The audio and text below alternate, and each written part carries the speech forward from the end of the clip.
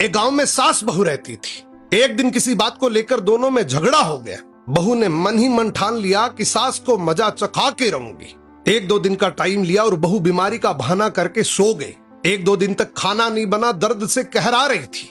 पति जब पास में पहुंचा और बोला क्या हुआ, तो पत्नी रोने लगी कि मेरा अंतिम समय आ गया। पति बोला ऐसा क्या हुआ? पत्नी बोली ये बीमारी तो मेरे शुरू से ही है। मेरे को किसी ने मेरे पीहर में बताया था कि जब तुम्हारी शादी हो जाएगी और तुम्हारी सास गधे पे चढ़ के आएगी, मुंह काला करके, सर मुंडन करवा के, और वो तुम्हें पानी का लोटा देगी, वो पानी अगर तुम पियोगी तो ये बीमारी कटेगी। पति बोला बस इतनी सी बात, मैं तुम्हारे लिए कुछ भी कर सकता हूँ, तुम मेरे घर की लक्ष्मी हो। पति ने वैसा ही किया। पति अपने ससुराल पहुंचा, अपनी सास के पास जाके उदास होके बैठ गया। सास बोली जवाई जी क्या हुआ, आप इतने उदास क्यों हो? पति रोने लगा और बोला आपकी बेटी का अंतिम समय आ गया। सास बोली ऐसा क्या हुआ, क्या बीमारी लगी है? पति बोला डॉक्टरों वाली बीमारी नहीं है, उसे कुछ और ही तकलीफ है। सास बोली बताओ जवाई जी, मैं कुछ कर सकती हूँ?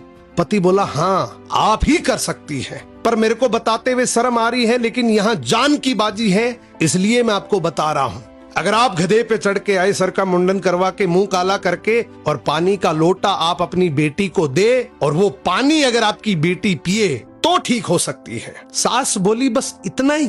अरे वो मेरी बेटी है, मैं उसके लिए कुछ भी कर सकती हूँ, मैं तो बूढ़ी औरत हूँ, मेरा क्या बिगड़ेगा? और सास ने वैसा ही किया। मुंह काला किया, गधे पे बैठी, सर का मुंडन करवाया और पानी का लोटा बेटी के हाथ में दे दिया। बहू बहुत खुश हुई। मुंह काला था, पहचान नहीं पाई, और मन ही मन सोचा आज मैंने मेरा बदला पूरा कर लिया। मुस्कुराकर बोली देख तिरिया का चाला, गधे पे चढ़ी और मुंह काला। पति भी बहुत होशियार था, वो भी मुस्कुराकर बोला देख मर्द की फेरी, माँ तेरी के मेरी।